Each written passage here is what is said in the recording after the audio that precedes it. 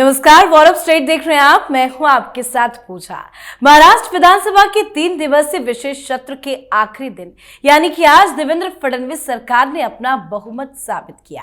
वैसे महायुति को पहले से ही विधानसभा में बहुमत का स्पष्ट समर्थन प्राप्त था, इसीलिए ये बहुमत परीक्षण केवल औपचारिक प्रक्रिया रही। पर महाराष्ट्र विधानसभा में स्पीकर पद के लिए जिसका नाम सामने आया, उससे एमवीए को बड़ा झटका लगा है। उद्धव ठाकरे के सबसे बड़े दुश्मन मुंबई की कोलाबा विधानसभा सीट से विधायक राहुल नार्वेकर आज निर्विरोध स्पीकर चुने गए हैं।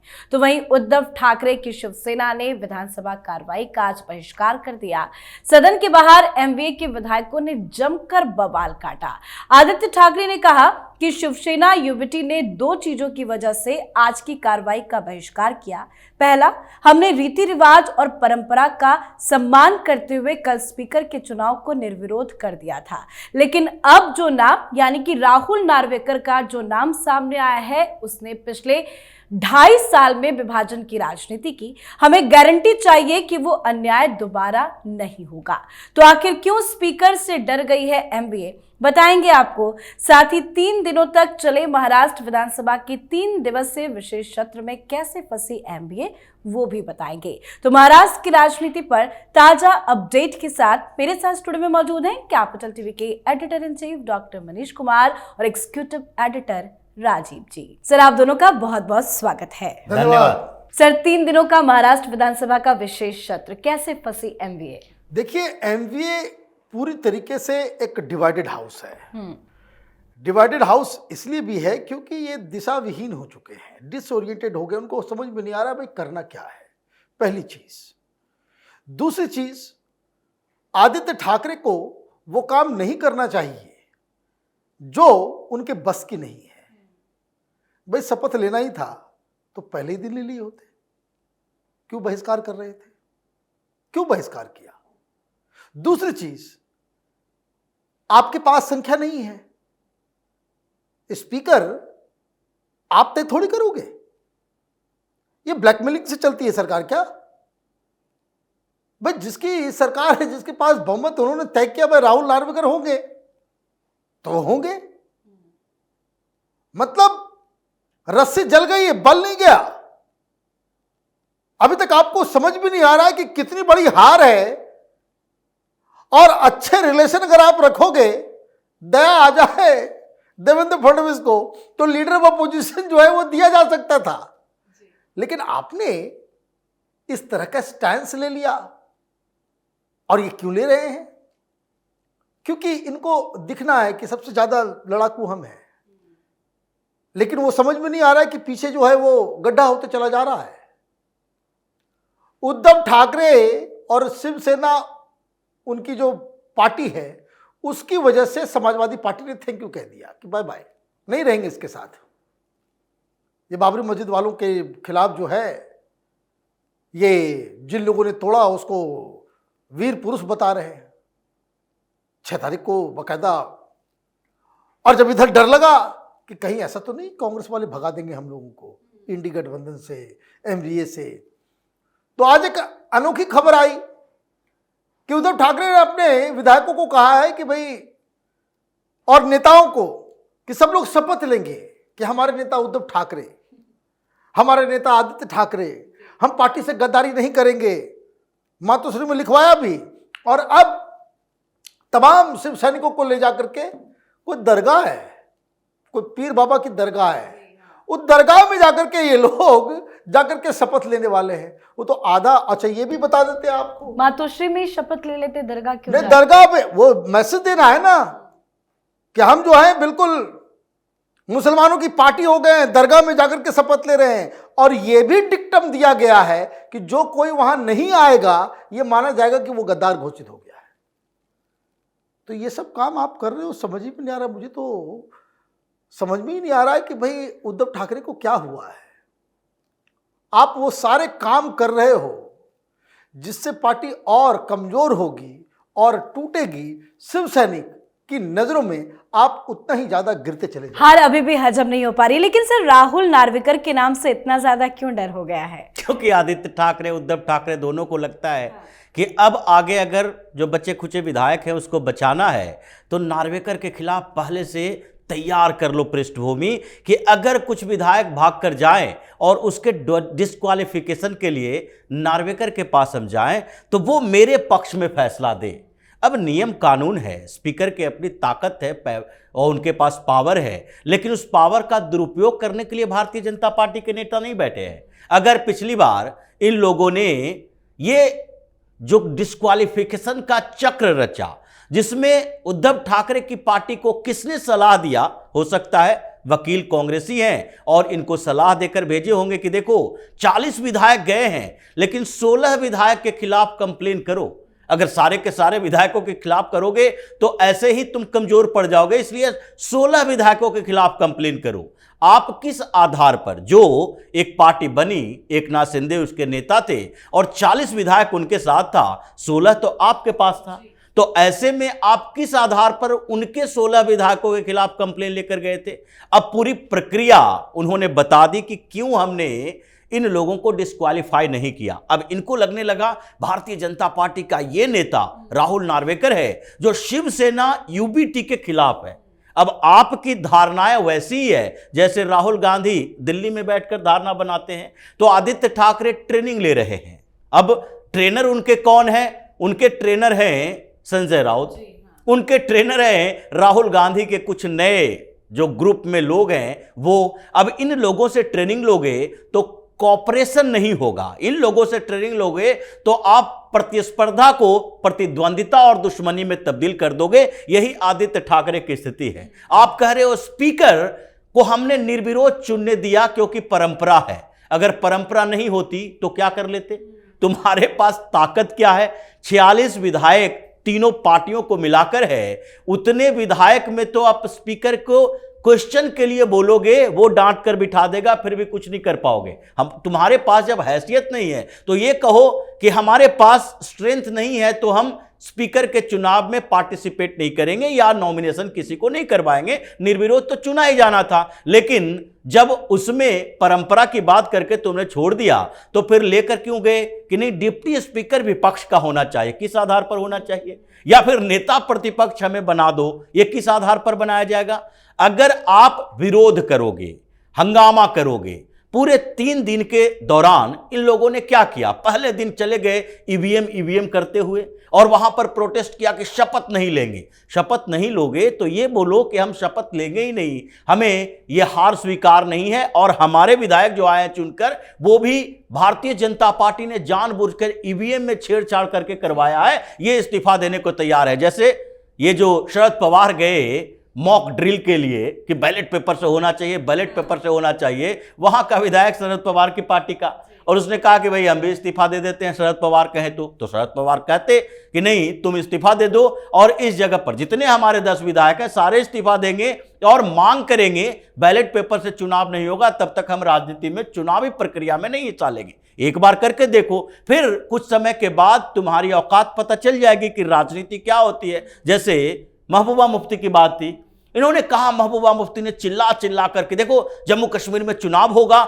लेकिन जब तक आर्टिकल 370 को रिस्टोर नहीं किया जाता हम चुनावी प्रक्रिया में शामिल नहीं होंगे। जब चुनाव नजदीक आया तो ये पैतरे बदलने लगी। नहीं, हमने अपने बारे में कहा था, पार्टी के बारे में नहीं। चुनाव में क्यों आई? अपने खुद चुनाव नहीं लड़ी, अपनी बेटी को चुनाव लड़वा दी। और वो इल्तिजा मुफ्ती आज क्या कह रही है? वो भी उसी रास्ते पे चल रही है जैसे जिस रास्ते पे स्टालिन का परिवार चलता है, और उसे सीधे कह दिया हिंदू धर्म जो है ये बीमारी है। अब उसको लेकर भी बात चल रहा है। तो ये सारा का सारा ये जो विपक्ष में बैठे हुए नेता हैं उस खेमे में अगर आदित्य ठाकरे भी जाएंगे तो महाराष्ट्र के राहुल गांधी कहलाएंगे। जैसे देश में राहुल गांधी का चल रहा है, वो एक के बाद एक उपाधि मिलती है राहुल गांधी की, वही उपाधियां आदित्य ठाकरे को भी मिलेगी। सर देखा जाए तो ये जो 3 दिनों का विशेष सत्र था उसमें नए सरकार गठन की जो बाकी की प्रक्रिया है उसे तो पूरी की गई, लेकिन असली खेल तो तब होगा जो बताया जा रहा है कि 16 दिसंबर से लेकर 21 दिसंबर तक सत्र बुलाया जाएगा। उसमें फिर कैसे ये हैंडल करेंगे? देखिए कोई इसमें हैंडल करने की इनके पास संख्या नहीं है, हैंडल क्या होना है? वही बाइकआउट पॉलिटिक्स करेंगे। बाइकआउट करते रहेंगे, उससे कोई फर्क नहीं पड़ता है, काम होता रहता है। भाई मोदी सरकार के खिलाफ आप बाइकआउट करते हो, सरकार काम नहीं कर रही है क्या? सरकार काम कर रही है और आसानी हो जाती है। आप अगर पार्टिसिपेट करोगे तो सरकार की नीतियों के ऊपर सवाल उठाने के लिए आपको स्पेस मिलेगा। आप बाहर रहोगे, ये लोग अंदर जाएंगे, 5 मिनट में 40 कानून जो है वो पास हो जाएगा, सारी चीजें जो सुचारू रूप से काम होती। बायकॉट का असर तब होता है जब आपके मुद्दे में ताकत हो। आप क्या कह रहे हो, ये राहुल नार्वेकर जो है वो हमें पसंद नहीं। भाई आपके पसंद ना पसंद, और वैसे मैं आपको बता दूं, ये राहुल नार्वेकर, ये जब शिवसेना एक हुआ करती थी उस समय ये प्रवक्ता हुआ करते थे। ये आदित्य ठाकरे की वजह से वो पार्टी वो छोड़े। आप ये समझिए, क्योंकि होता क्या है कि पारिवारिक पार्टी में ज्यादा अकलमंद आदमी है, वो खुद बड़े वकील हैं, वो कानून के जानकार हैं, इसलिए उनको लगता है कि भाई ये तो ज्यादा टैलेंटेड लोग जो है वहां पे रहेंगे, आप जो है आप उनसे डिस्कशन नहीं कर सकते, आप बातचीत में उनको नहीं हरा सकते। तो ये जो है राहुल नार्वेकर से पर्सनल एनिमिटी, आप उसको इस तरीके से प्रोजेक्ट कर रहे हो कि जैसे लग रहा है कि कोई बहुत बड़ा विलेन खड़ा हो गया वहां पे। तो खैर ये सारी चीजें चलती रहेगी। दिक्कत क्या है कि आपने फिर वो डिविसिव, राजीव ने बहुत सही बात कही कि जब आपका एडवाइजर वही ग्रुप का लोग है जो राहुल गांधी को भी एडवाइस करता है, तो आपकी राजनीति डिसरप्टिव हो जाती है। You start picking up things which are disruptive in nature. अभी वहां बेलगाम का मामला उठा दिया इन लोगों ने। अच्छा, कहां है वो? कहां है वो? कर्नाटक में है। मराठा लैंग्वेज में बातचीत होती है वहां पे, मराठा लैंग्वेज बोली जाती है, मराठी में वहां बातचीत होती है, इसलिए ये कहते कि भाई महाराष्ट्र में मिला दो। अच्छा ठीक है भाई, मिला देंगे, तो ये काम आपको इंडी गठबंधन में उठाना चाहिए।